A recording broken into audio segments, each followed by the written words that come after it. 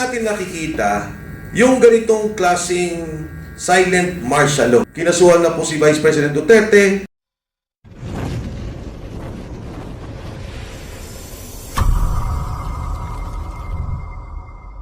Yung mga nag-testify had personal knowledge, lalo na yung reklamo sa ombudsman. So hindi yan hearsay, hindi yan chismis na sinasabi. Kaya na-validate din yung sinabi ni VP Sara, hindi ba Antimano 2 years ago, no? Ang may hawak lang naman ng Kaban ng Bayan, 2 tao lamang. O, ayun na ngayon. Sila yung nasasaktan. Ang galing talaga ni VP. Talagang naging fans tuloy ako ni VP. Grabe.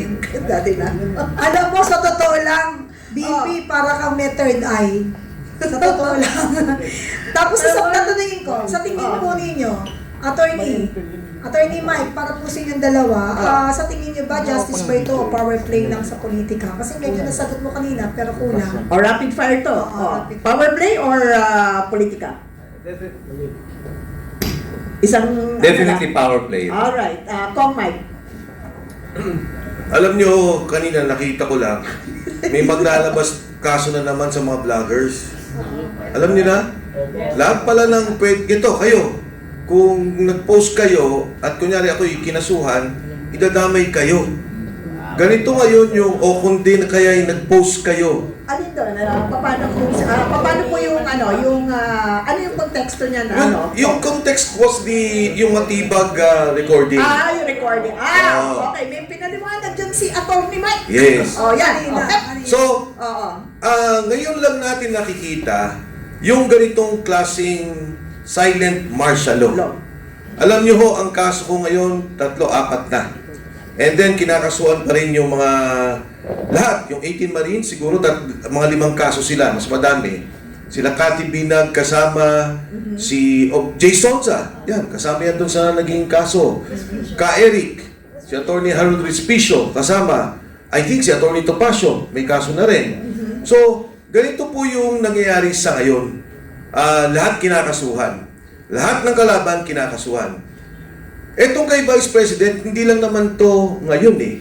Nagsimula yan sa pagkidnap kay Pangulong Duterte. Ang unang kailangang magawa, tanggalin si Pangulong Duterte. Diba? Ang una si Kibuloy, kinasuhan. Duterte, kinasuhan. Pagkatapos kinasuhan po kinasuhan na po si Vice President Duterte. Lahat ng lumalaban nagsasalita, kinakasuhan. Yun lang pong kay Gutesa, pumunta ng hearing, kinasuhan. Narinig nyo na yung recording, di ba? Ano nyo na yun? So, ganito yung kanilang ginagawa. Ako ho, ang katotohanan, tinakot ako nung nagkaroon ng rape. Ang sabi, ako daw ho ang kukulong. Ang sagot ko sa kanila, gawin nyo. Dapat kahapon pa yan eh. Hindi ho nila ginawa, ang inatake yung asawa ko. Hindi ako makapagsalita kasi yung lawyer ng asawa ko, sila ho yung nag-handle. Sabi ko, pwede huwag ka munang magsalita tungkol dyan. But conceptually, ano po bang ibig sabihin doon sa kaso? Etong building na to, kasama kami, hindi naman kami yung may-ari, isa sa mga investors. May korporasyon, kasama kami. Maraming nagre-renta sa building na to. Biglang may nakita silang mali o illegal o tinarget talaga nila. At ngayon, ibang grupo ho yun hindi kami yun. Parang dito sa building na to, ito yung PDP.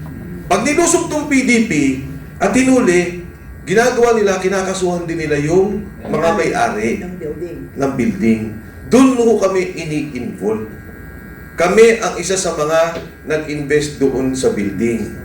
Pero humahanap talaga sila ng kaso na non-bailable. Yun ang gusto nilang hanapin na kaso sa akin, laban sa akin.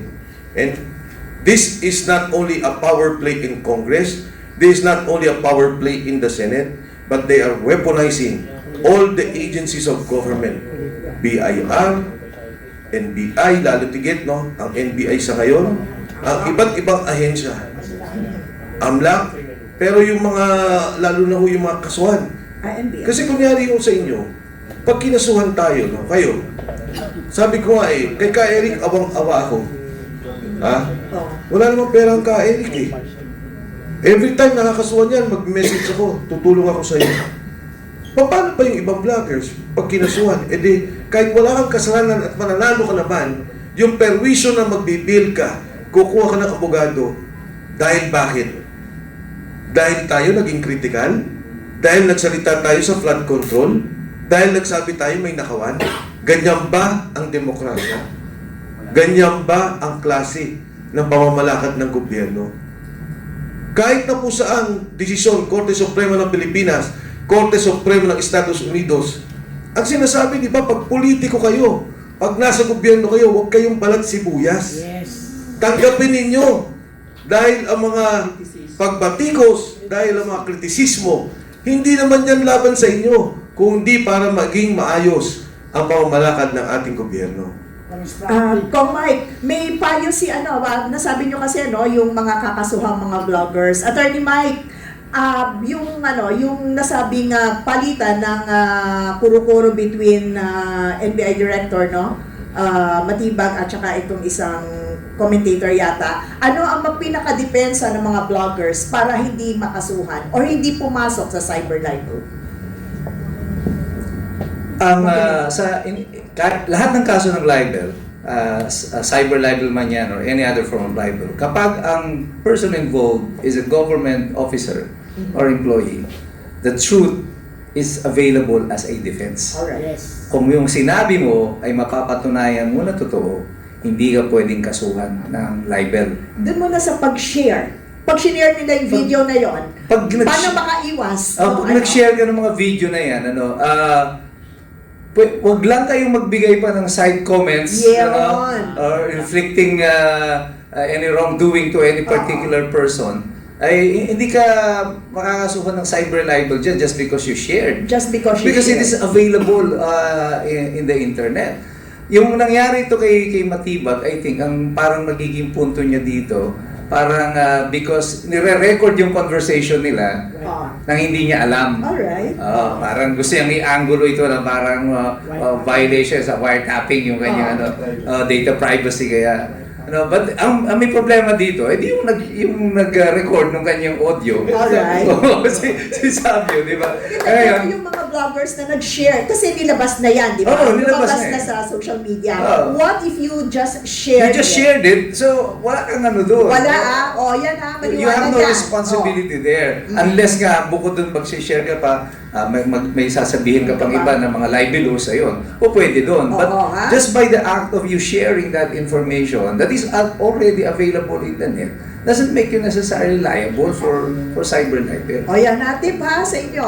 Okay? Alam niyo, kung titingnan natin yung ating bansa sa ngayon, o yung tinitingnan natin yung nangyayari, yung pagiging makabayan, hindi ka naman pinanganak na naging makabayan ka kaagad.